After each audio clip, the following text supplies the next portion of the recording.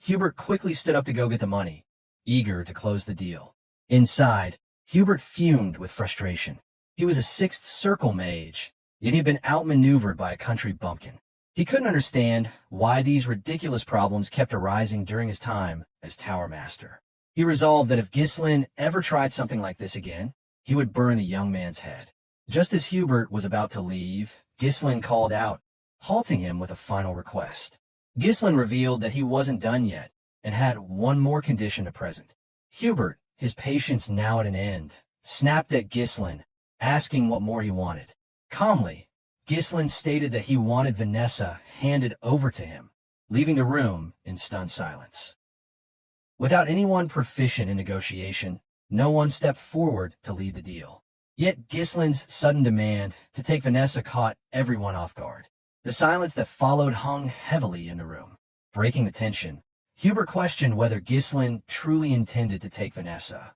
Ghislain confirmed this to the Tower Master, asserting that he would make Vanessa his personal mage. Fragments of a previous life flickered through Ghislain's mind, one where a sword used as a pan to grill meat for dinner. It had been during his time as the head of a mercenary group, taking a rare moment of rest between campaigns. By his side sat a subordinate, a sword brother, and to be precise, was Ghislain's favorite slave named Claude, whose right hand had been replaced with a hook. As the meat sizzled, Ghislain noticed it was beginning to burn and made a sharp remark about it. In a tone laced with frustration, Claude challenged the complaint, pointing out the absurdity of making a one-armed man cook. Ghislain silently raised a clenched fist in response, prompting Claude to withdraw his words, pretending it had been a joke all along.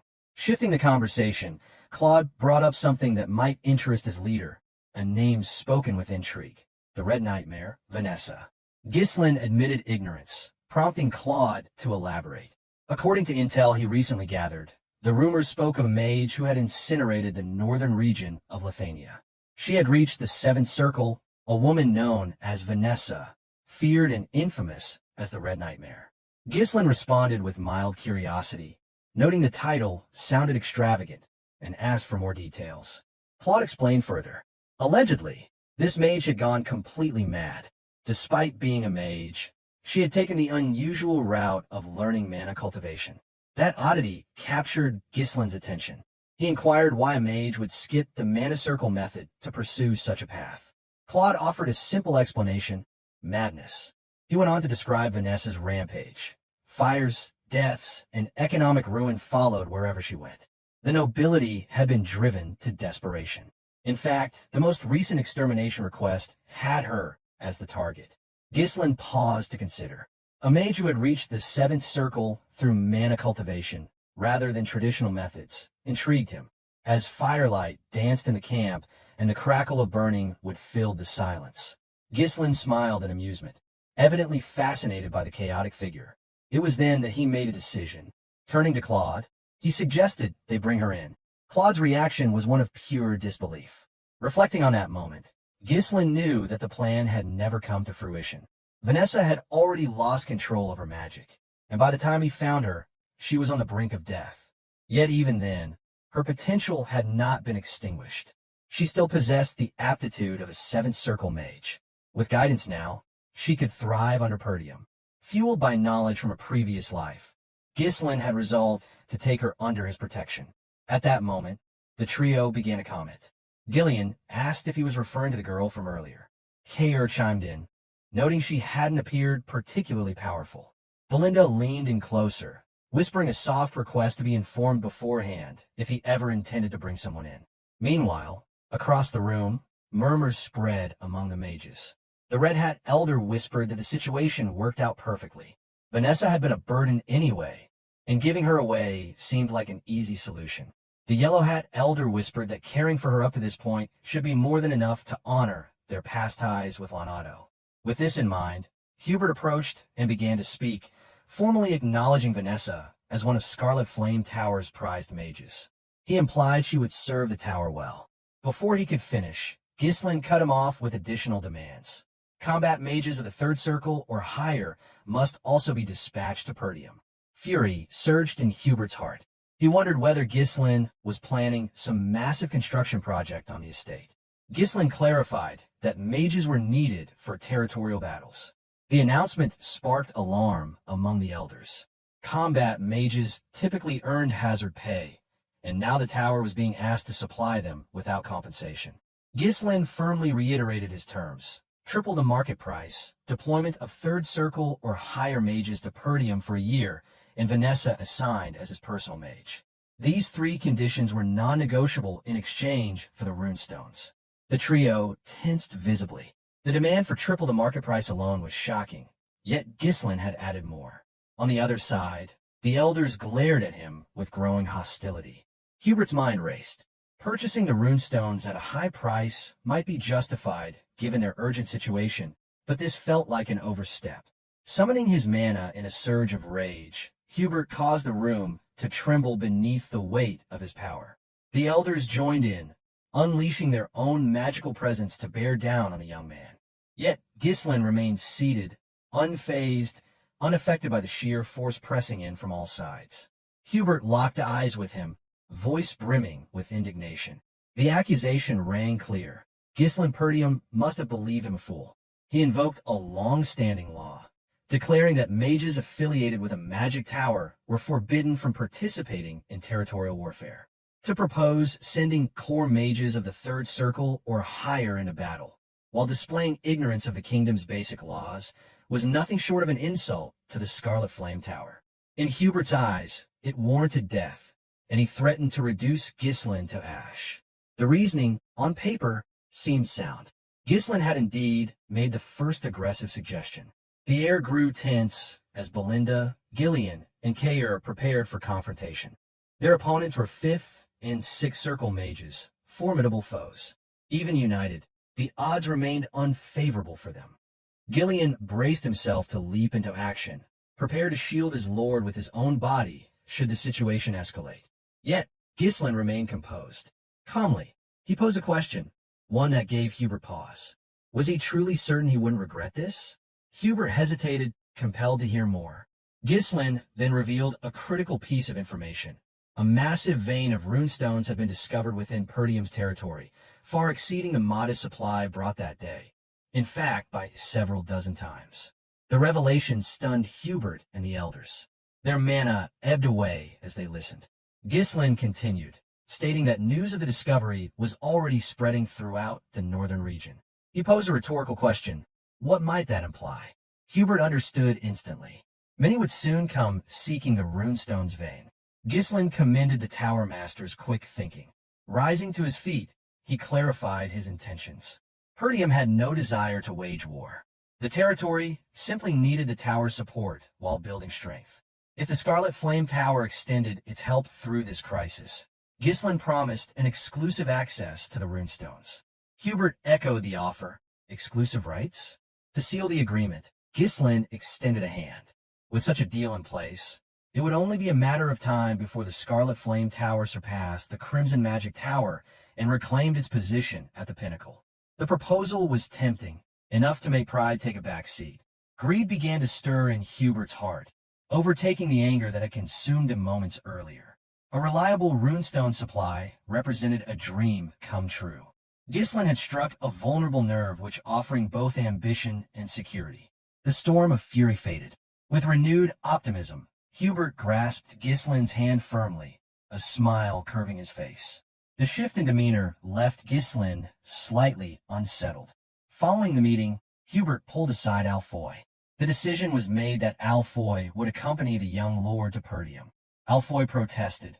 He questioned the decision, pointing out the many other mages available. Hubert dismissed the objection. The greatest talent in Scarlet Flame Tower's history was being sent not out of obligation, but because the future depended on it. As chief officer, Alfoy would represent the tower's interests. The compliment left Alfoy glowing. Hearing those words from his master stirred pride. As the mercenaries began unloading the runestones, Hubert elaborated further. This mission would serve as preparation for his eventual ascension as Tower Master. He was to monitor the estate closely and prevent any attempts to divert the runestones. If a territorial conflict did erupt, he was to retreat without engaging. All that was required was endurance for 1 year. Within that time, The Scarlet Flame Tower would surpass Crimson and reclaim its place at the top. Alfoy accepted the mission eagerly, responding with unwavering resolve. However, the moment he arrived at Perdium, the excitement faded. His expression soured as he took in the estate's condition.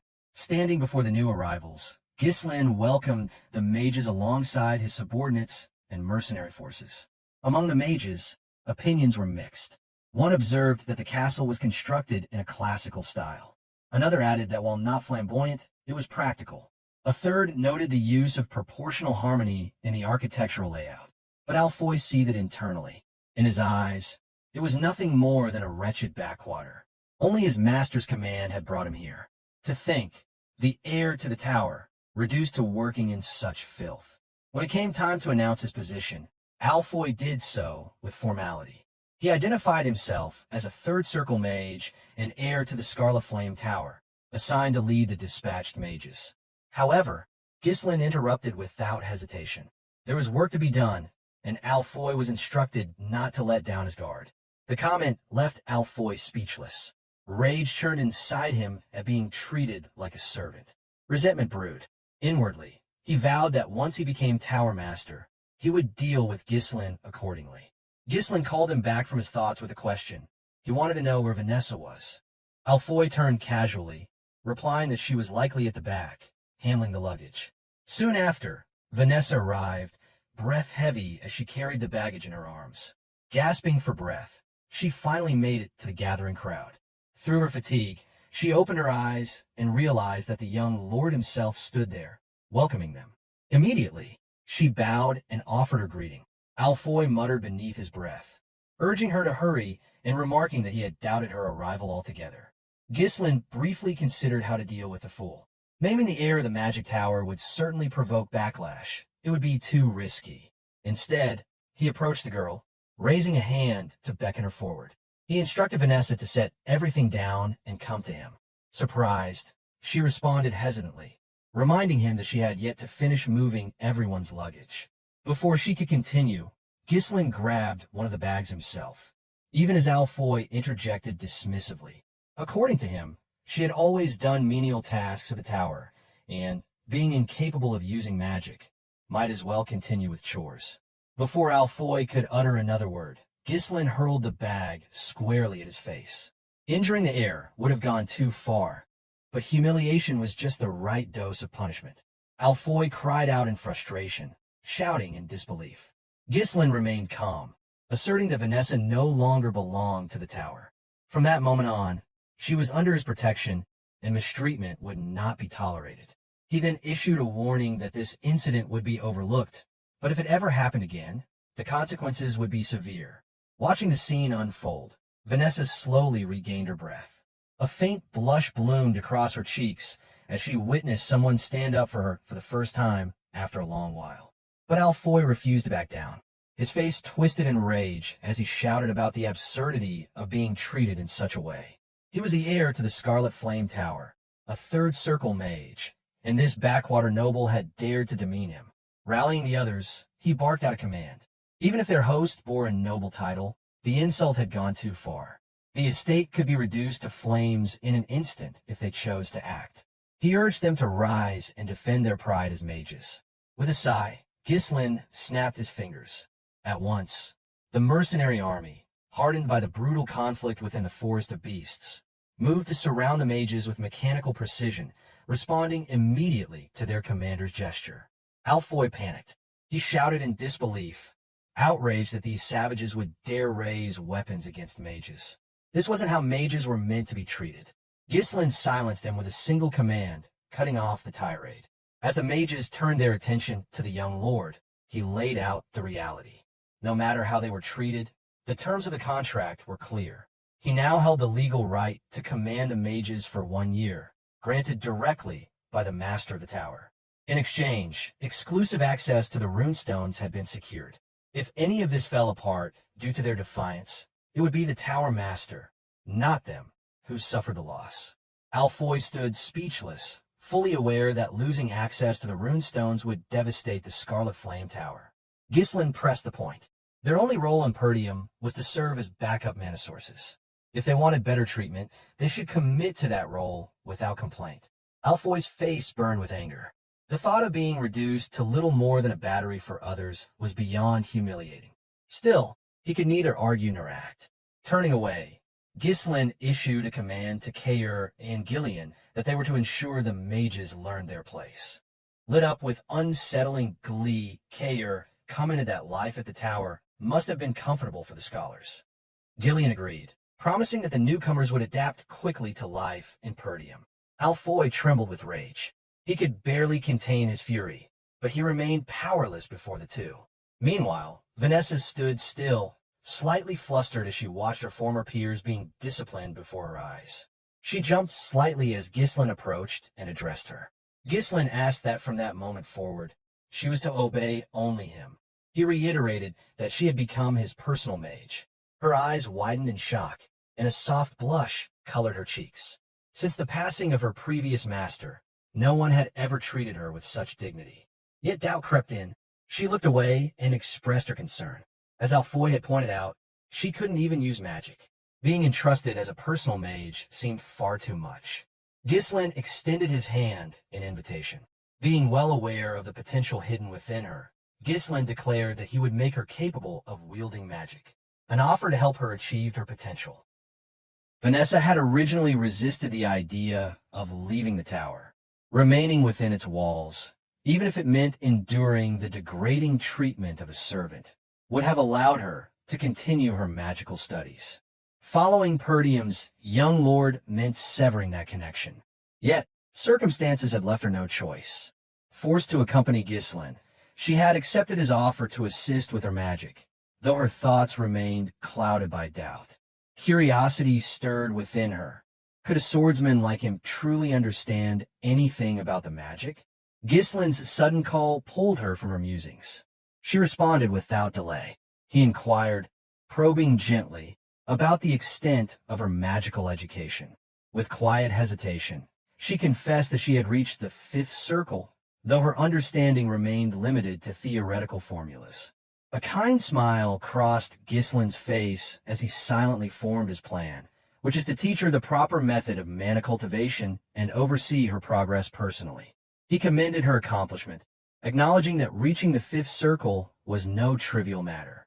Having spent her life as a mage constantly belittled and dismissed, Vanessa accepted the compliment half-heartedly, unable to read the young master's true intent. She lowered her gaze and admitted that, despite all her efforts, she still could not perform magic, rendering her studies seemingly meaningless. Although Ghislain already understood the cause of her inability, he asked anyway if there was a reason she couldn't use magic. Vanessa's reply came softly, her voice fraught with uncertainty. She revealed that she had never once sensed mana since childhood. Despite this, she had clung to hope, working relentlessly in pursuit of magic. But with each step forward in knowledge, her faith in her potential diminished. Her teacher, Juanato, who had once guided her, had since passed on. She wondered aloud if that was the reason she had ultimately been cast aside.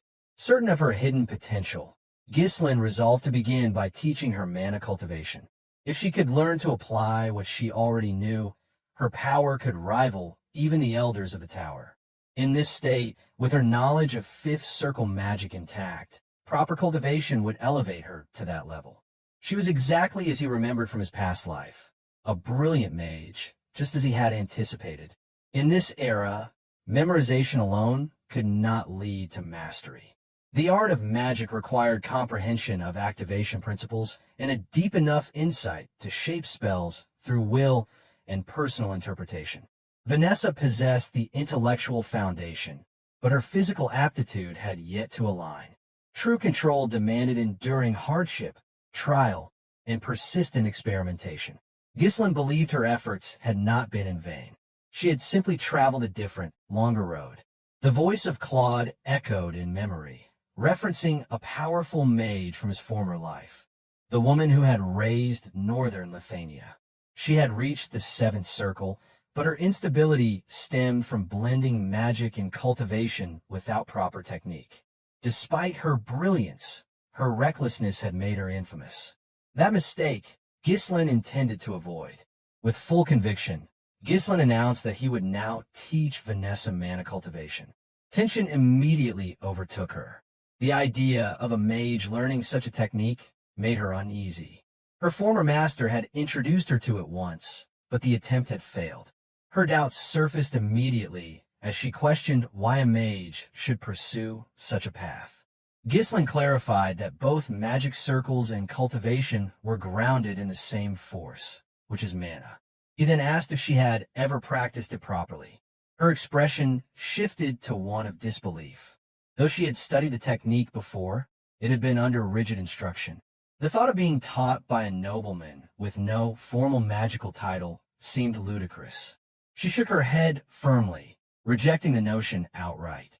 To her, it was madness. Using mana cultivation to access magic seemed far too risky. The consequences of failure, internal damage, or permanent disability, were too severe to ignore. In that moment, Ghislain offered a reassuring smile. Extending his hand to her, he called her name and invited her to begin. Ghislain understood that the madness in Vanessa's past life had likely been the result of flawed technique colliding with long-standing resentment. He had seen similar signs before. Even knights occasionally succumbed to inner demons during intense training. But in this life, he believed things would unfold differently. Vanessa observed the sincerity in Ghislain's expression, silently beckoning her toward a path where she might finally become a true mage. She could not fully comprehend what he was offering. In a magic tower, she had been dismissed as a failure and a burden. Her gaze fell to the ground, attempting to mask the tremble in her eyes. She weighed the decision. Refusal might not even be an option. Ghislain could easily compel her, for what lay ahead otherwise was a descent into madness and eventual death. In the end, she gathered her courage and resolved to accept, if only for a chance to wield magic like a real mage. Anxious and uncertain, she positioned herself in front of Ghislain, seated with her back to him. With no hesitation, she loosened her collar and revealed her back, allowing him to begin the mana transfer. In his previous life, Ghislain had seen that same expression in her eyes, an endless hunger for magic mixed with regret, rage, and despair. She had sought power in desperation, turned to an unknown mana cultivation technique, and ultimately became a creature of destruction, ruled by instinct and pain. But now he stood before her in a different lifetime, meeting her before that spiral could begin. He made a silent vow to reach out before she fell into the abyss again. With that, he summoned his mana and placed a steady hand against her back. The process would be agonizing for her. If miscalculated, it could result in death. Nonetheless, he proceeded without hesitation. Mana surged from his hand and into her body, accompanied by a low hum. As the energy coursed through her, pain ripped through her nerves. A moan escaped her lips as the searing heat traveled through her mana pathways, eventually gathering just below her navel where Ghislain was guiding it. He sharply instructed her to remain silent, warning that the pathways were becoming tangled. He explained that the mana within her now belonged to him. She was told to focus on that foreign presence and not to lose track of it. She needed to feel it and follow its flow as best she could. Understanding the gravity of this moment, Vanessa closed her eyes and gave herself over to concentration. Every ounce of her attention was funneled into aligning herself with the mana inside her. Traditionally, she would be guided through the sensation first and only later create a mana core of her own. But that route carried no guarantee of success. Ghislain chose instead to prioritize sensation, helping her feel the full extent of mana flowing through her being. Her task now was to circulate the mana through her body's internal channels and condense it into a mana core.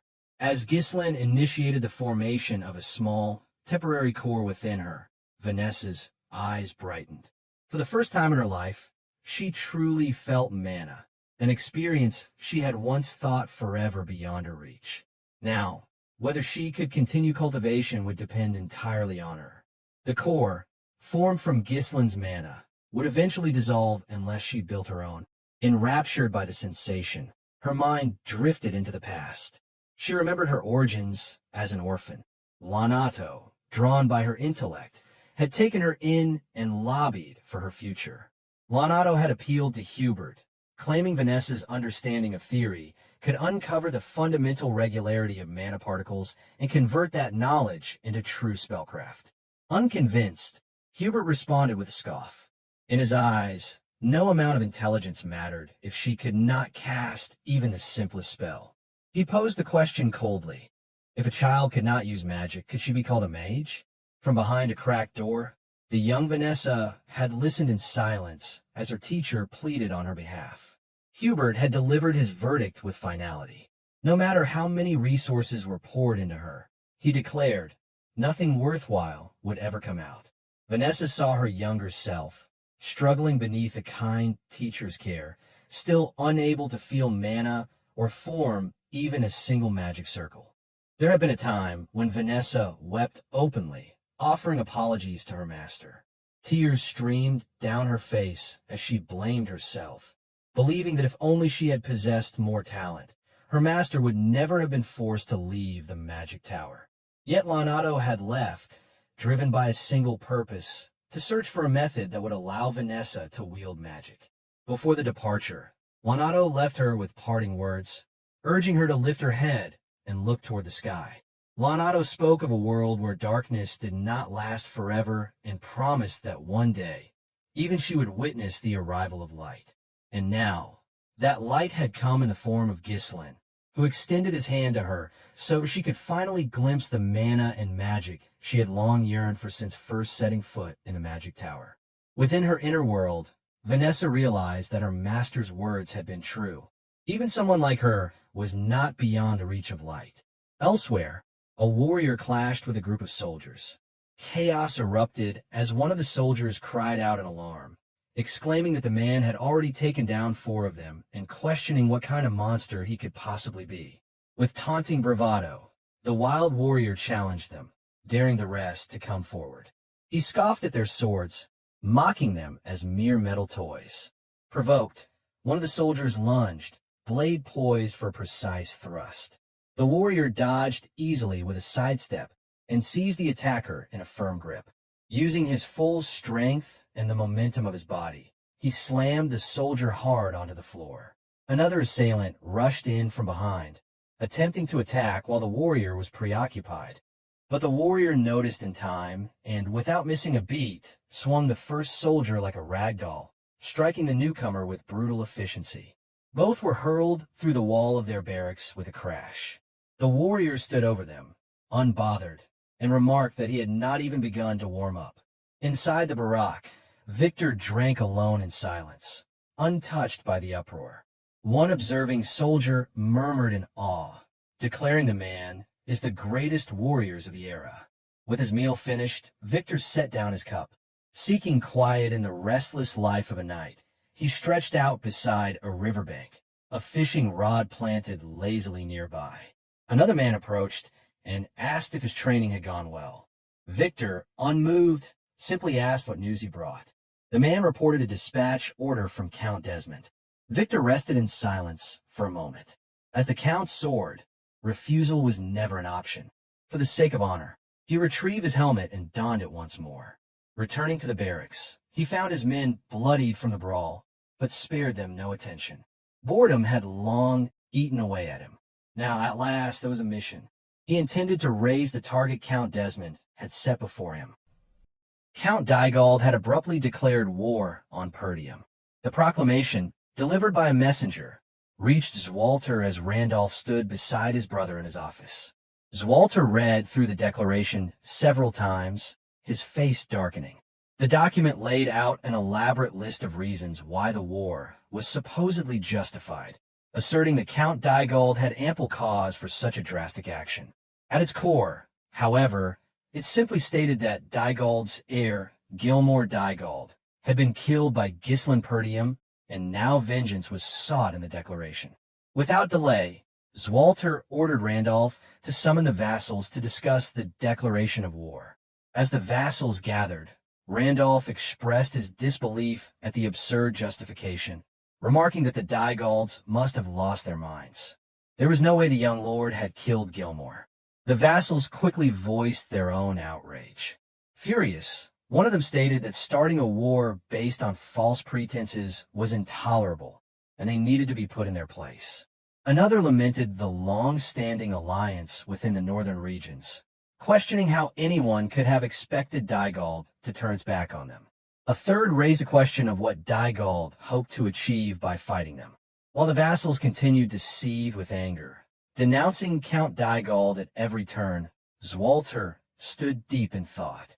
Known throughout the kingdom as a benevolent lord who had never enslaved his people, Zwalter had always faithfully carried out his duties, serving as the northernmost defender against the barbarian raids that constantly threatened the northern villages.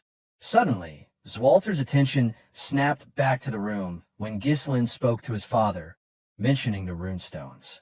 Ghislain reminded them that 2 of their retainers had been sent to Diegald as envoys while Ghislain had been at the magic tower. He suspected that these envoys might have leaked critical information about their territory.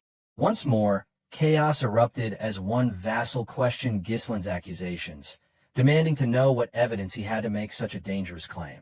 However, Ghislain remained unfazed, while Zwalter fell silent, reflecting deeply on his son's words. The runestones, he realized, might have been the catalyst.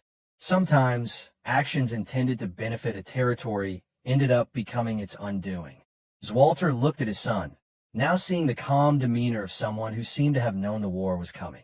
Despite his youth, Ghislain, who had once been known as the Mercenary King in his past life, remained composed. On the other hand, Randolph grew more impatient, stating that there was no need to overthink the situation. Their forces outnumbered Diegald's, and they had far more battle experience. They should make them pay for picking a fight. At that moment, a knight burst into the room. It was Scoven, bearing bad news from the gate. Breathing heavily, Scoven reported that Diegald's forces had arrived. Before the vassals could even process the news, the devastating blow to their morale was already clear. A high-level knight, on the cusp of becoming a superhuman-level master, was leading the charge. Dressed in shining silver armor, Victor, the Count Desmond's sword, had been trained from a young age and now carried the flag of Diegald to raise Perdium to the ground. Though Diegald was not a prosperous territory, much like all the estates in the harsh northern region, the exception was Desmond and Raymond's territories. Count Desmond, while feigning neutrality, had already aligned himself with the duchy's factions, and Amelia was stirring rebellion in Raymond with the support of the duchy. Now, the duchy's power was bearing down on the impoverished territory of Perdium under the pretext of a senseless justification. As all of this unfolded, Randolph seethed in fury, asking aloud how it was possible that they had declared war and arrived so quickly. Albert added, wondering when they had even prepared all of this. Meanwhile, as a seasoned commander, Zwalter remained deep in thought. Moments later, Soldier reported that a confirmed force of about 6,000 armed soldiers, with a follow-up supply division of approximately 1,000. Numerous siege weapons had also been spotted, and deployment had already begun on Diegald's forces. The revelation left Homern in a panic. He turned to Randolph, his voice filled with alarm, as he questioned what was happening. The power gap seemed insurmountable. Equally stunned, Albert voiced his confusion. He pointed out that Diegald was just as poor as Perdium. So how could they have raised such a massive army? Still grappling with the situation, Randolph responded with frustration, reiterating that this was exactly why he had warned them before not to reduce their forces. Fed up with the constant bickering, Zwalter screamed at the vassals to get a grip. He told them that arguing would only delay their response, and ordered that all soldiers be gathered at the walls. He commanded that every citizen be brought into the castle, and every gate should be shut tight.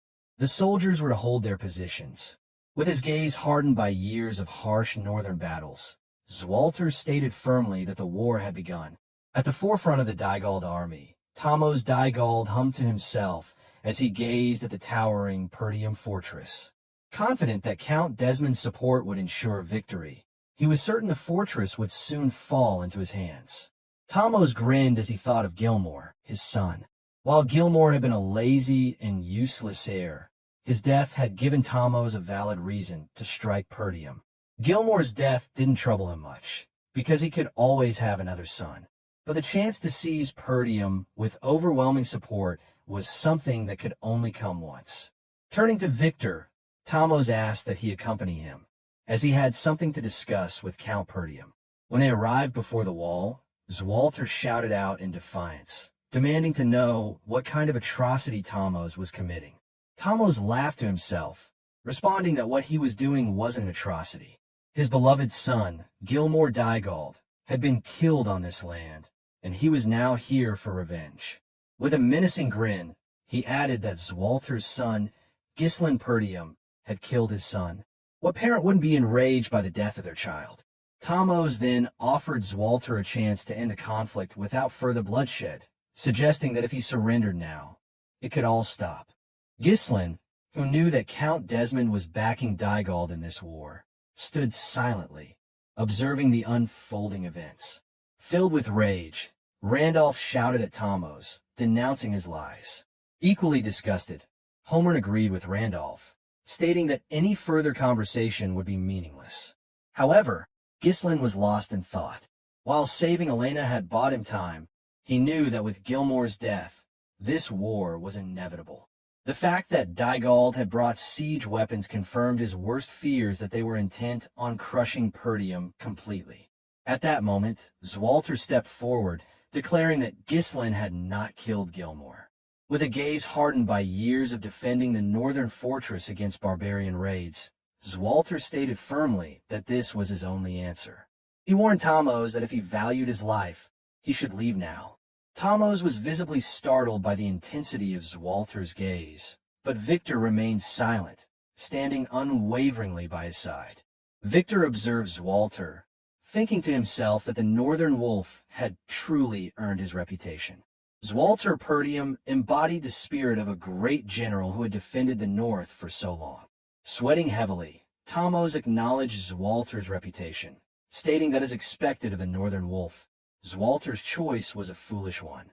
He warned Zwalter not to regret his decision and turned back to his forces with a final threat. Meanwhile, Zwalter knew that this would be a difficult battle. Perdium was a poor territory with barren land and few provisions, ill-prepared to withstand a prolonged siege. Feeling the weight of the situation, Randolph pleaded with Zwalter, asking him to entrust all the troops to him. He was confident that, as a high-level knight, he could easily defeat the poorly trained rabble Dygald had assembled. Albert interjected, warning Randolph that no matter how strong he was, the sheer gap in numbers was simply too great to overcome. Homer shared the same sentiment, stating that with only one loss, Perdium would be finished. However, Randolph could not remain silent, and retorted that they couldn't just stand there and do nothing. Zwalter stood silently, his mind racing. The vassals began suggesting that they request aid from other territories and hold out until reinforcements arrived. As a last resort, they could abandon the castle and retreat to the northern fortress. Amidst the chaotic arguments between the vassals, Zwalter struggled to think clearly. A sudden declaration of war, with the enemy already fully prepared, was overwhelming. The sheer number of Dygald's forces was unimaginable. There was no way they should have been able to muster such a large army. Zwalter couldn't help but wonder who had supported them. As a lord, he knew he couldn't flee the castle, but as a father, he was certain that Ghislain had not killed Gilmore, and thus he could not surrender. Just then, his thoughts were interrupted when Ghislain suggested they prepare for a siege. Zwalter turned to face his son. He hadn't noticed it before, but Ghislain's composure stood in stark contrast to the panic around them. Ghislain continued, explaining that Dygald's forces numbered nearly 7,000, while Perdium could barely gather just over 2,000. The gap was more than 3 to 1. Dygald's forces were fully prepared, and their morale was high. Within 15 days, once their siege weapons were ready, they would launch their full assault. The calmness in Ghislain's voice prompted Zwalter to listen more closely. Ghislain added that, for now, requesting help and holding the castle was their best option. Still feeling the weight of the situation, Zwalter agreed. Normally, this would be the course of action he would take, but something about the situation didn't sit right with him. Just then, a slight arc formed on Ghislain's lips. He moved closer to his father and whispered something into his ear. When Ghislain finished, Zwalter was visibly surprised. The content of those words remained between them, excluded from the vassals of Perdium. The countdown to the inevitable clash between Dygald's forces, supported by Desmond's territory, and Perdium had begun. In 15 days, Ghislain had decided to put everything he had into turning the tables. Knowing Perdium could not stand on its own, he planned to play the game differently. Donning his dark-tinted armor, Ghislain gathered his future aides, Ghislain, Kaer, and Belinda. Ghislain, who would later be known as the White Lion of Fenris, was a former mercenary who, though not yet a knight, was on par with a middle-level knight. He was the first person to swear loyalty to Ghislain.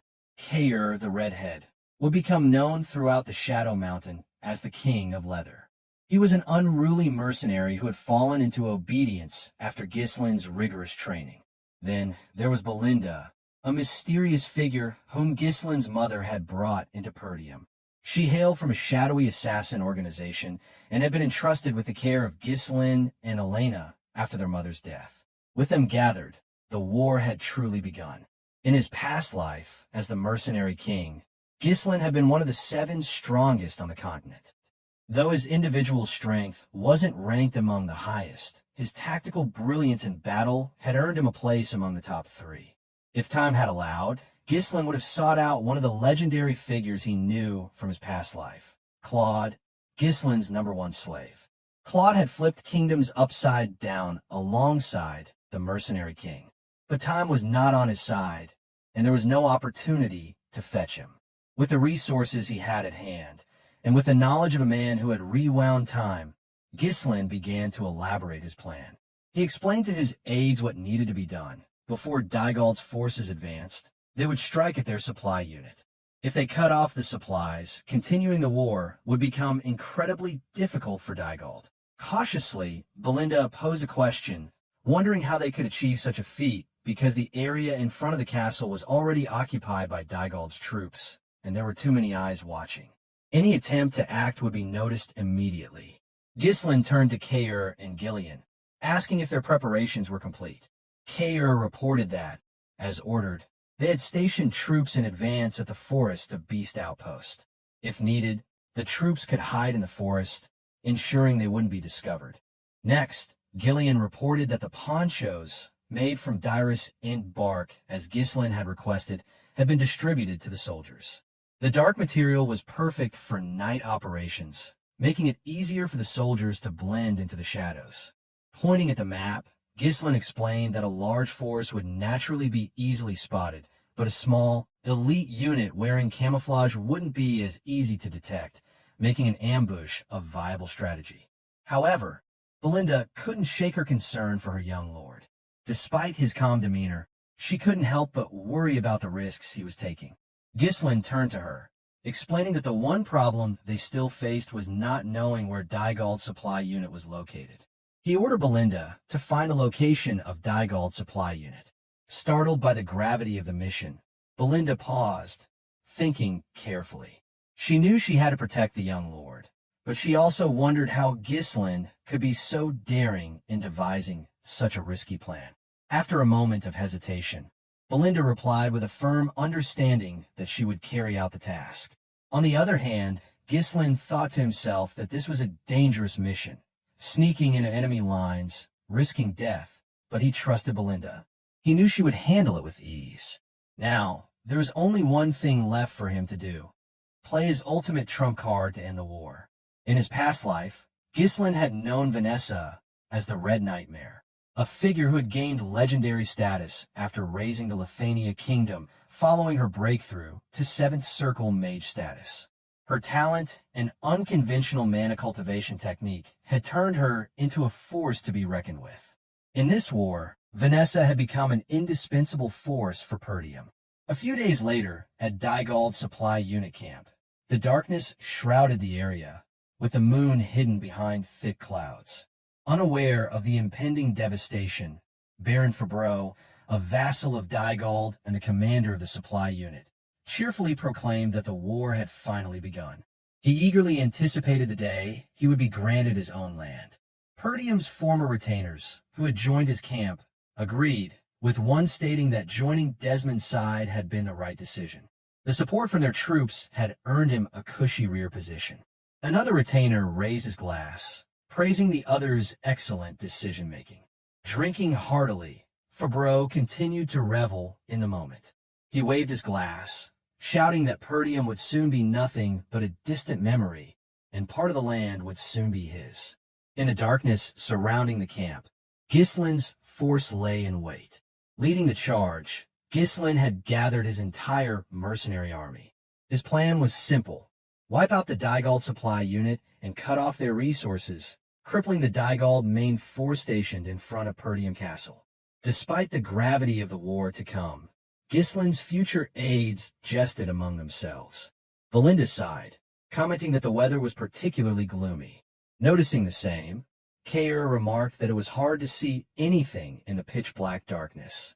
Reaching for his helmet visor, Ghislain smirked, noting that it was perfect weather for a surprise attack. Everything was ready, so Ghislain pulled his visor down and reached for his sword. With determination in his eyes, he commanded his forces to take no prisoners and to kill them all. Leading the charge with unrestrained fury, Ghislain's eyes showed no mercy. The hatred he carried for Desmond County and the duchy drove him to bulldoze anything and anyone who dared to threaten what was his. Disguised as Dygald recruits and mercenaries, the sheer size of the force made it unmistakable that it was outside Lord, helping in the war dispute between Perdium and Dygald. Shrouded in the darkness of the night sky, no one in the camp realized an ambush was closing in until the opposing force was at their doorstep and Ghislain's force emerged from the shadows. With a savage grin, Kair tore through the battlefield. With each swing of his sword, he struck down a soldier stationed at the supply unit of Dygald's force. To the left, Ghislain wielded a long-handled battle axe. Every swing felled a few soldiers in his path, cleaving through their ranks without hesitation. His axe, cutting through the chaos of battle, sent soldiers flying in all directions. Mana surged through Ghislain's body, propelling him to sever the necks of every soldier in his path. His blade, empowered by the mana, cut through the soldiers effortlessly. He pushed through the fear, the uncertainty, and charged forward with all his might. Nearby, Belinda charged ready to cover his back. Though worried about her young lord's first battle against human opponents, she did not voice her concerns, staying vigilant as she prepared to protect him from any potential threats. The Dygald soldiers were in disarray. Unprepared for an ambush, they had underestimated the tactical capabilities of Perdium's forces. They thought that dividing their troops would be impossible, never considering such a well-coordinated attack. However, Ghislain and Ghislain made quick work of them. They were no ordinary warriors. Ghislain, drawing from the experience of his past life, led his mercenaries with the precision of a high-level knight, and Ghislain's battle-hardened skills only added to the might of the force. The soldiers on the outskirts were wiped out in an instant. Ghislain quickly reached the opposite end of the camp, spun his horse around, and issued orders to move according to plan. He instructed that not a single soldier of Dygald's would survive the night. Torches, struck by flying bodies, were scattered about, igniting nearby tents. Soon, flames began to spread across the camp. Chaos erupted as soldiers ran about in confusion, while the high-ranking officials in Dygald's unit rushed toward his superior. The soldier breathlessly informed Baron Fabreau that they had been ambushed, urging him to take immediate action. Fabreau swiftly exited his tent, frustration boiling over as he took in the sight of his camp in chaos. He bellowed at the soldiers nearby, demanding to know where the guards had been. Panic surged in his mind, and Fabreau shouted orders for his forces to regroup. He insisted that they still outnumbered the enemy, urging them to form ranks and stop the attack. Despite his efforts to calm himself, the reality of the situation was beginning to set in. The soldier returned with grim news that over 70% of their forces had already been wiped out. The man, the myth, the legend Gordon the Muscle followed closely behind Ghislain. Hardened from battles in the Forest of Beasts, the mercenary's charge was unstoppable. His immense strength and brutal efficiency tore through the enemy soldiers with terrifying speed. Ghislain, noticing the need to conserve stamina, switched to a smaller weapon, sacrificing some of his destructive power but enabling him to move faster and continue his assault. Meanwhile, Kair remained fierce, striking soldiers with precision, cutting through their ranks with reckless abandon. Ghislain stayed resolute, his eyes gleaming with killing intent. His blade, sharpened with manhwa, sliced through the soldiers with practiced ease, each strike landing with deadly accuracy. Though his strength was a fraction of what he had in his previous life, Ghislain was, in this skirmish, the harbinger of death. His mercenaries followed his every move. Noticing Ghislain charging at the front lines, Fabreau recognized him as an entirely different presence. His face drenched in sweat, Fabreau finally realized that his 1,000 soldiers had no chance against such a force. In a panic, Fabreau turned abruptly, ordering a retreat. His aide looked confused, but Fabreau was certain that if the battle continued, he would lose his head, not just his land. In that instant, his aide was struck in the neck with uncanny precision. Shock flashed across Fabreau's face as he watched in silent attack. The speed and accuracy of the attack left him paralyzed with fear. Though Fabreau himself was unharmed, he collapsed to the ground, following the sound of his aide's lifeless body hitting the earth. It was Belinda who had reached them. Sitting atop her horse, she coldly addressed him, her voice carrying a chilling calmness. She remarked on the unlikely meeting, calling him the vassal of Perdium. Fear surged through Fabreau's mind. His 1,000 soldiers had been obliterated, and he had relied too heavily on their sheer numbers, missing his opportunity to escape. His camp was burning, and the corpses of soldiers and knights lay scattered across the battlefield. In an effort to wage war against Perdium, Dygald's entire supply unit had been wiped out, leaving only Fabreau alive. Now, with his hands bound behind his back, Fabreau knelt in front of Ghislain and his mercenary army. Though he bore a noble title, Fabreau had no choice but to surrender. It was common in wartime for nobles to be taken as prisoners rather than executed. Just then, Belinda stepped on him, her boot pressing Fabreau's head into the dirt. Belinda informed the others that Fabreau was one of the vassals sent as an envoy to Dygald. Not only had he been selling information, but he had also been acting as Dygald's supply commander. Panic gripped Fabreau as he pleaded with Ghislain, desperately begging for mercy. He surrendered without hesitation, throwing himself at Ghislain's mercy, hoping to survive. He had never imagined that the young Lord of Perdium, despite his reputation as the northern scoundrel, could lead such a force in battle.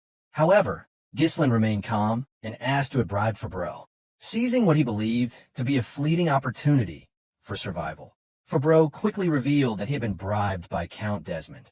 He also explained that he had been threatened and had no choice but to follow through with his actions. Ghislain didn't linger on the information. His mind quickly shifted to the demons from his past life. With Fabreau's admission, Ghislain knew for certain that Desmond's county had provided troops to Dygald to wage war against Perdium. Feeling ignored, Fabreau became more desperate.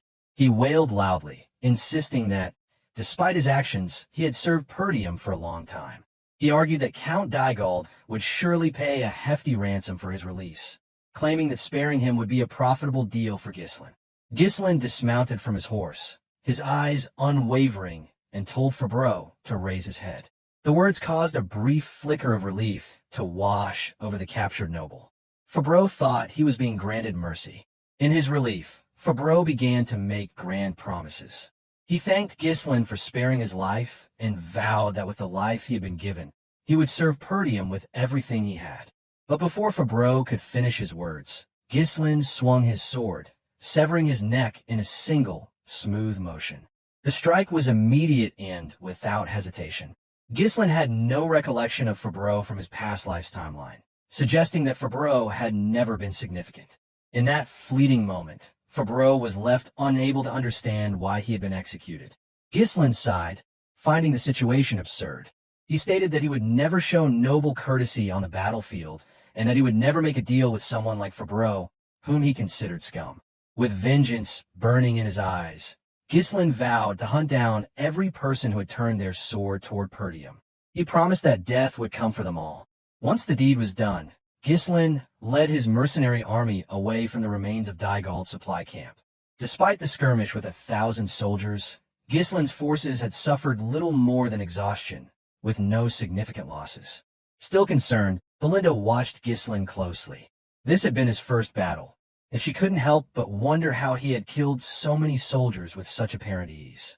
He made it seem as natural as breathing, and yet the act of killing humans, as opposed to monsters, should have been far more difficult to bear.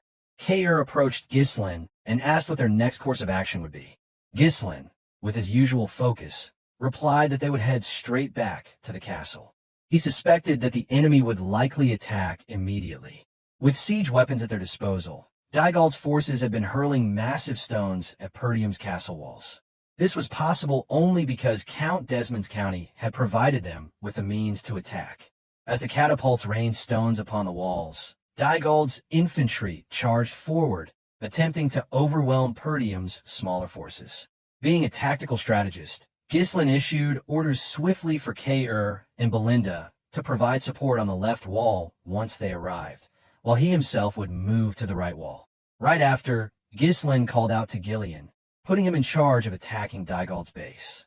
He explained that the assault was a surprise attack, and that he expected Ghislain to face off against thousands of soldiers with a much smaller force.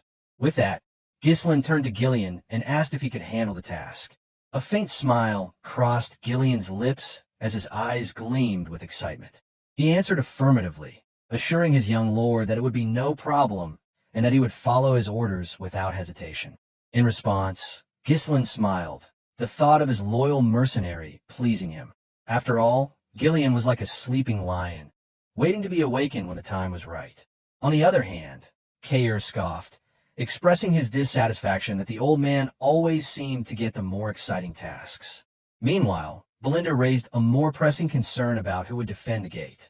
Ghislain gave a definitive answer, ordering them to leave the gate alone. With the strategic mind of a seasoned commander, Ghislain did not explain further. With his experience as the Mercenary King, who had once razed an entire kingdom to the ground, Will always had a plan. This left Ghislain's aides slightly confused. After all, to them, Ghislain was still a young lord who had gained fame as the northern scoundrel and was commanding an army for the first time. They had expected him to be uncertain, but his calm demeanor and strategic orders led them to wonder what he had in mind. Ghislain did not provide further explanation. Instead, he simply stated that this war would mark the beginning of a new chapter in Perdium's history. Meanwhile, Zwalter, a valiant high-level knight, stood firm against the overwhelming number of enemies. His voice rang out clearly, ordering his soldiers to prepare for the incoming assault. On the opposite side of the wall, Randolph, also a high-level knight, commanded the archers to fire at the advancing enemy. Though their numbers had been reduced by the rain of arrows, Dygald's soldiers were still too numerous to be easily stopped. With ladders in hand, they began scaling the walls, their numbers overwhelming Perdium's defenses. As the Dygald forces swarmed the wall, Zwalter immediately ordered his soldiers to engage in close-quarter combat. His brother Randolph closely followed behind. With the two of them leading the charge, they hoped to hold off the advancing enemy. Seeing the wall begin to crumble and his forces overwhelm it, the commander of Dygald's forces laughed manically. His joy was palpable as he thought victory was finally within his reach. He clapped his hands in delight, exclaiming how exhilarating it was. Even without dispatching their strongest knight, he was sure the battle was won. However, Victor remained focused, keeping his eyes on the battlefield. As Dygald continued issuing orders for the catapults to prepare for a second volley, Victor thought inwardly that it was finally time for the Northern Wolf to meet his end. He had hoped to face Walter, but now, seeing the way things were unfolding, he believed he wouldn't even need to lift a finger. Inside the walls, Zwalter, the Northern Wolf, faced a relentless swarm of mercenaries disguised as Dygald soldiers. With practiced ease, he blocked an incoming attack, sidestepping and swinging his sword to strike at the side of one of the mercenaries. But the enemy continued to pour in, and despite his strength and skill, Zwalter, alongside Randolph, found themselves surrounded. Maintaining his composure, Randolph expressed his frustration. The walls were one thing, but at this rate, the gate would fall soon. Thus, he asked what the Lord's orders were. Deciding to trust in Ghislain's earlier instructions, Zwalter ordered the soldiers to focus solely on holding the walls and to leave the gate alone. After giving the order, Zwalter turned to Scovin, asking about reinforcements. Scovin reported that the messengers sent to the surrounding territories had all returned with refusal of support. The Zimbar and Rayfold territories both claimed internal issues and could not provide assistance. Furthermore, every messenger sent to Count Loges had lost contact, and no word had come back. For various reasons, not a single estate had offered any support. Frustrated, Randolph could only curse under his breath, wondering aloud how none of the territories had sent help. He could barely contain his anger at their unwillingness to support Perdium, calling them ungrateful bastards. Within the ranks of Dygald's forces, bad news also reached the command post, delivered by a soldier. Both Dygald and Victor were visibly surprised when a soldier reported the possibility that their supply unit had been ambushed. The soldier explained that the soldiers they had sent to request supplies still hadn't returned, which suggested something had gone wrong with the supply unit. However, Dygald refused to accept such a possibility. He could not fathom that their supply unit, consisting of 1,000 soldiers, could have been wiped out while Perdium's entire force was holed up in their castle. On the other hand, Victor considered the report carefully. He suspected the possibility might be true. Though the supply unit's location was supposed to be covert, Victor could already see smoke billowing up from the area. Inwardly, Victor thought to himself that there was still someone in Perdium bold enough to think strategically. It was common knowledge that the smaller an army's strength, the harder it was to risk such a bold strategy. His eyes gleamed with excitement as he realized how interesting the war was becoming. At this point, Dygald turned to Victor and asked what they should do. Without supplies, their siege would be cut short, especially considering that Perdium's entire army was holding up within their castle. Victor raised his hand, silencing Dygald's concerns. If they couldn't thin out Perdium's supplies, they would simply break through Perdium's walls with their sheer numbers. He was confident they did not need supplies, stating with certainty that they would take Perdium's castle by the end of the day. Dygald stammered in disbelief. If they charged relentlessly, they would undoubtedly overwhelm Perdium's forces, but the losses they would suffer would be catastrophic. At that moment, Victor considered killing Dygald right there and then.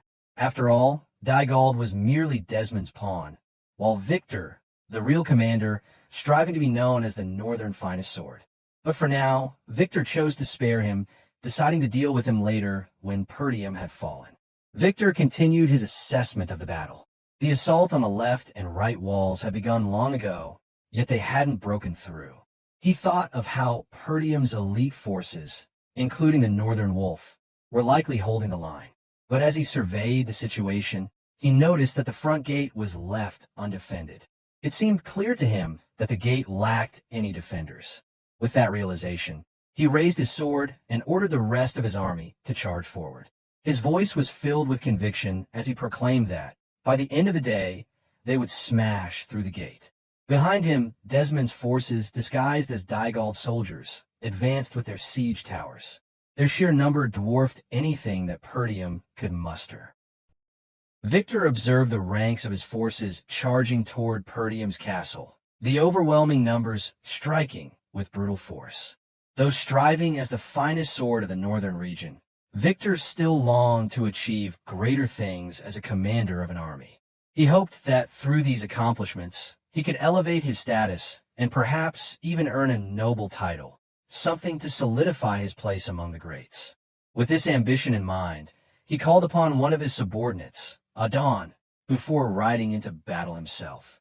A loud thud resounded as Adon, riding his horse, drew nearer. Adon was the kind of man who took pleasure in fighting for sport, beating people for amusement to stave off boredom. But when it came to war, he was completely obedient and followed orders without hesitation. He wielded a massive, long-handled sword, a weapon so heavy that it was a clear indication of his immense physical strength. He approached Victor with military discipline, his usual chaotic demeanor vanishing entirely before his commanding officer. Victor outlined his plan to Adon. He would charge toward the castle gate himself, ordering Adon to stay at the rear and hold the formation. Though he knew that one man was enough for the task, Victor chose to err on the side of caution, knowing the Perdium army was barricaded within their castle. With Adon at the rear, Victor led the charge, his cavalry and siege weapons following closely behind, though the sheer number of the siege weapons might have seemed excessive for this siege war. Meanwhile, Dygald's infantry scaled the castle walls with ladders. Despite their overwhelming numbers, they faced great difficulty in overtaking the defenders and opening the gate. Yet their morale remained unshaken, and they pressed on, climbing despite the certain death that awaited them at the top. Zwalter and Randolph held the line at the wall, standing firm against the onslaught. As knights nearing the upper levels of their order, they were a force to be reckoned with. With each swing of their swords, an enemy soldier fell. Though they could hold the line against the swarm of enemies with their strength, it was evident that Dygald's forces would eventually overwhelm the castle. In a moment of rising tension, Scovin, an experienced knight of Perdium, suddenly called out to his lord, panic evident in his voice. Zwalter quickly turned his head to see what had unsettled the knight.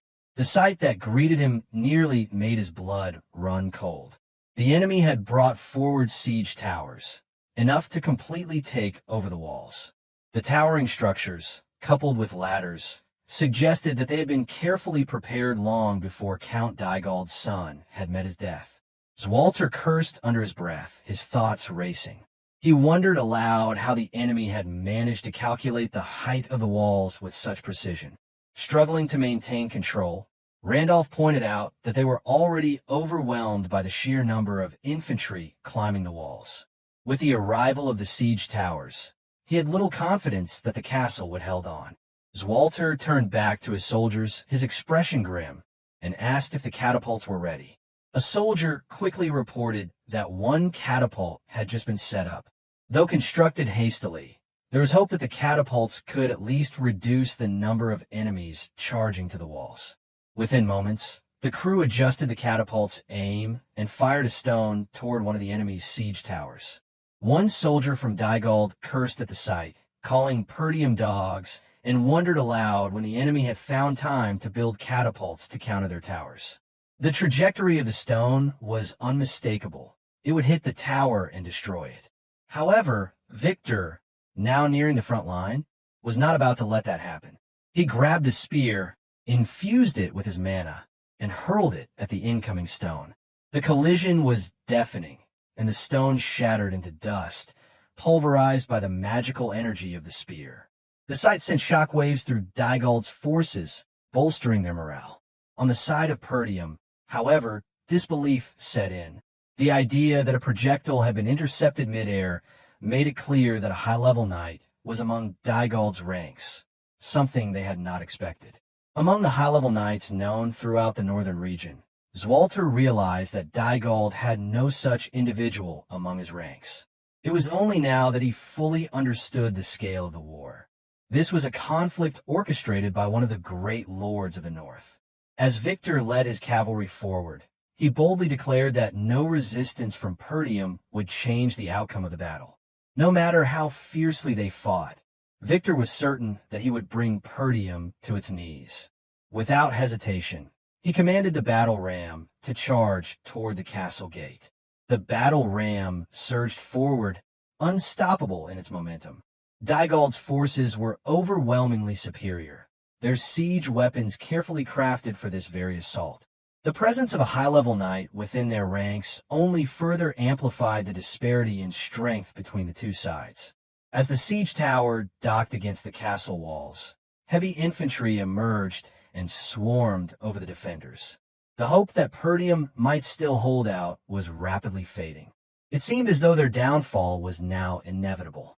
The battle ram continued to pound against the gate, with no forces from Perdium positioned to intercept it. If left unchecked, the once impenetrable northern wall, Perdium would soon crumble. Lost in thought, Zwalter wondered about his son, questioning whether his plan had succeeded. Given the current state of the war, he feared that Perdium would fall.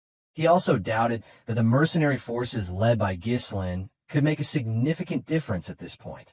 Outside the gate, only a few soldiers remained stationed, while the rest of Perdium's remaining forces were spread thin, holding the castle walls in a desperate defense. Meanwhile, deep within the castle grounds, the mages dispatched from the Scarlet Flame Magic Tower were bound and encircling a magic circle drawn on the floor. Alfoy was furious, seething with rage as he demanded to be released, directing curses toward the knights guarding the mages. Alfoy's anger boiled over, and he shouted insults with each breath, declaring that they were mages, not soldiers, and they should never have been caught up in such a trivial estate war. Ferguson stood firm, attempting to calm him, urging him to stay composed since it was the young lord's order that they remain in their current position. Alfoy snapped back, incredulous that Ferguson could not see his frustration. He continued to rant, refusing to stay calm under the dire circumstances. Though visibly nervous, Vanessa stood her ground, faithfully following Ghislain's orders. The battle ram continued its relentless assault on the castle gate. In a voice full of despair, Alfoy pointed out that allowing the ram to reach this close to the gate meant Perdium's defeat was inevitable. He was convinced that the castle's fall was imminent. Despite her belief in Ghislain's plan, Vanessa struggled to calm Alfoy's spiraling anger. The reason they had been tied up was precisely because they would have bolted out of the castle the moment they got the chance. Irritated beyond measure, Alfoy glared at Vanessa, still seething. But as he observed her, he couldn't ignore the fact that she, once merely a maid at the tower, had now grown into a fifth circle mage. Though her face was pale with nervous sweat, her voice held an unwavering optimism, as she assured Alfoy that the young lord's plan would succeed and everything would be set right. Alfoy scoffed, brushing off her words. He told her not to make him laugh, his voice thick with scorn. He cursed Ghislain, screaming for Vanessa not to mention his name again. It was because of Ghislain that Alfoy had been dragged through hell and now found himself on the brink of death in the midst of a war. However, Vanessa was steadfast in her belief. She tried to plead with him, insisting that her trust in the young lord was unshakable. Furious, Alfoy commanded her to be silent. He questioned if she was truly willing to follow the orders of man he considered a lunatic. Vanessa's face hardened with resolve. In the most serious tone, she retorted that Ghislain, the young lord of Perdium, was no lunatic. To her, Ghislain was brilliant in mana control. He had been the one to help her achieve her dream of becoming a mage. A few days earlier, after a harrowing experience where her mana path had been unlocked with Ghislain's help, Vanessa had been on the brink of death. She had pushed through the excruciating pain, overcoming the obstacle, and had finally succeeded in becoming a full-fledged mage. Despite being a fifth circle mage, Vanessa's attempt at conjuring magic, using the mana cultivation methods Ghislain had taught her, produced only a flicker of mana. It was hardly the display of power she had hoped for, and she felt a deep sense of embarrassment before Ghislain. Although she had finally learned how to use magic, she apologized, explaining that this was all she could manage. However, Ghislain was unfazed. He understood that mastery over magic would not come instantly and reassured her that it was fine. He emphasized that simply being able to use magic was enough for now, and that her mana would grow over time. For the upcoming war, Ghislain had buried a massive amount of runestones outside the castle. In a move that seemed unthinkable to many, he had made the prideful mages dig the earth and bury these precious runestones, objects of immense value to them, in the dirt. They had been reduced to labors, something they could hardly accept. As the two approached the site, they found the mages panting heavily from their work. These mages, once held in high regard for their power and status, now found themselves toiling as mere laborers in Perdium. Though aware of the practical necessity of the action, Vanessa could not help but feel a pang of sadness as she witnessed the mages in such a state. But it was the sight of the runestones being buried that truly tore at her heart. Suddenly, Alfoy's voice cut through the moment, filled with disdain and contempt as he called out to Ghislain. Vanessa was startled by his sudden outburst, realizing with a jolt that the man who had tormented her was now in such a disheveled state. Alfoy's face was flushed with anger as he demanded to know why Ghislain had ordered the mages to dig. Why not use soldiers for such a task, he asked. If the runestones needed to be hidden, why not move them outside the territory entirely? Before Ghislain could respond, the man, the myth, the legend, Gordon approached and reprimanded Alfoy for speaking out of turn, prompting him to spit curses in frustration. Vanessa found the situation both absurd and unsettling. Turning to Ghislain, Vanessa nervously asked about the purpose of it all. Unfazed by the question, Ghislain explained that it was all preparation for war. He had foreseen the war, which was why he had not sold the runestones to the Scarlet Flame Magic Tower entirely, but instead had stored them for this very purpose. He went on to explain that in warfare, the simplest and most effective tactic was to overwhelm the enemy with sheer numbers. He knew that no matter how hard the defenders of Perdium fought, the enemy would eventually break through the gates. However, that did not mean they were without hope. Turning to Vanessa, Ghislain told her that her role as a Fifth Circle mage would be crucial in their defense. With the runestones as a catalyst, and the mana of the other mages, she could unleash a devastating force that would wipe out large portions of the enemy's ranks. Vanessa understood what Ghislain was implying. She realized that this would mean taking many lives. She had always been grateful for Ghislain's help in realizing her dream of becoming a mage, but she had not yet developed the resolve to kill for the sake of the people of Perdium, people she barely knew. The weight of the realization hit her hard. She knew that if she refused to go through with it, there was a strong possibility that Ghislain would die in the war. The burden of his plan now rested on her shoulders, and she began to doubt whether she could really do it. When the time came, Vanessa activated the magic circle drawn on the ground, her resolve firming as she steeled herself for what was to come. With the estate on the brink of destruction, Vanessa, who had once unable to cast even a basic spell, was now performing the delicate and dangerous process of mana precision to absorb the mage's mana. The change in her was extraordinary. Alfoy's face contorted in disbelief as he realized what was happening.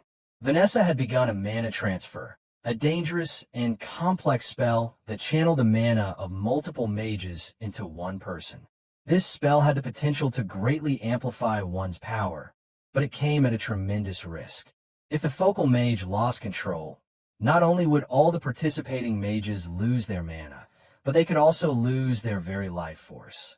Without perfect control, immense mental resilience, and deep mastery over the spell, the risks were fatal. Yet, as Vanessa focused, Ghislain's words echoed in her mind, assuring her that he fully believed in her ability to succeed, and her eyes gleamed with brilliant blue light. As the mages were ensnared in the storm of mana, their energy being drained by the magic circle, Ghislain charged from the rear with his army of mercenaries. He placed his complete trust in Vanessa, confident that she could carry out her task to protect the estate. Meanwhile, the Perdium soldiers scrambled to block the gate with whatever they could find, stones, boxes, anything, while shooting arrows through the gaps in the gate. The situation seemed dire, but just then, Randolph called out to his brother, drawing his attention to the rear of the enemy lines. Zwalter immediately turned his head, momentarily abandoning the fight with the enemy infantry. A thick cloud of dust rose from behind the lines as a black cavalry unit charged straight toward the enemy ranks. Though the unit's numbers were only in the 300s, their momentum was unstoppable. Zwalter's eyes quickly identified the leader of the incoming unit. He had secretly hoped that Ghislain would take Elena and flee the estate. If Perdium were to fall, at least they could find shelter among the allied forces. But Ghislain was not one to abandon his estate, not after the despair he had experienced in his previous timeline. That was enough for a lifetime, and he would not turn his back on Perdium. The Black Cavalry unit moved forward with relentless momentum, and Ghislain led the charge. Their numbers were dwarfed by the enemies, but Ghislain did not hesitate. Common sense might have dictated that such a charge would be reckless, but Ghislain was not one to abandon his people. The weight of the despair from his previous life was something he could not carry again. Just then, Victor was startled as a soldier hurried to report the situation. Unknown to them, a cavalry unit had ambushed their rear from both sides.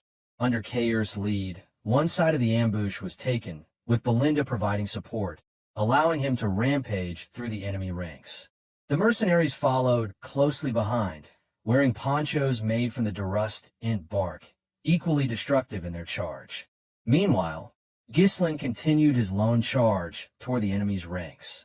His eyes gleamed with a sharp, unyielding killing intent as he gathered his mana and released his mana cores.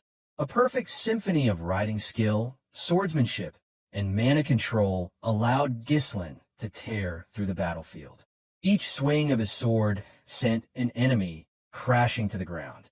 At first glance, he appeared to be fighting recklessly, but his movements were executed with such tactical precision that none of the enemies who charged at him could even graze his horse. Though Ghislain's current strength was far less than in his past life, the destruction he wreaked was still immense. Realizing that their rear was under attack, the bowmen panicked. Some even expressed disbelief that Perdium could possibly be receiving reinforcements. But then, Ghislain appeared, cutting through their ranks and heading straight for the bowmen. The bowmen attempted to halt Ghislain's charge, firing arrows at his horse in an attempt to stop him. But, in an unbelievable display of agility, Ghislain's horse leaped out of the arrow's path, avoiding them as if defying all expectations of what a lone cavalry unit could do. It was an absurd sight. Ghislain seemed to be flying with his horse. The bowmen could do nothing as their arrows missed, and Ghislain descended with devastating force. Every swing of his sword connected, tearing through flesh with ease. In moments, Ghislain had decimated an entire squad, leaving a trail of blood behind him. Even in his past life, this was how he fought, rampaging through the most dangerous places within the enemy's ranks. The infantry around him stopped in their tracks, stunned by the sight of a single cavalryman destroying so many soldiers so quickly. The fear in their eyes grew, and they began to believe that Ghislain was a monster. Taking a moment to catch his breath, Ghislain raised his sword high for his mercenaries to see. With their experience from the expedition in the Forest of Beasts, the mercenaries charged without hesitation, rallying behind their leader against the overwhelming enemy forces. Ghislain's voice rang out across the battlefield, carrying a message of defiance to both his mercenaries and Perdium soldiers. Despite their inferior numbers, he declared that from this moment on, they would begin their counterattack. So, friends, this chapter comes to an end.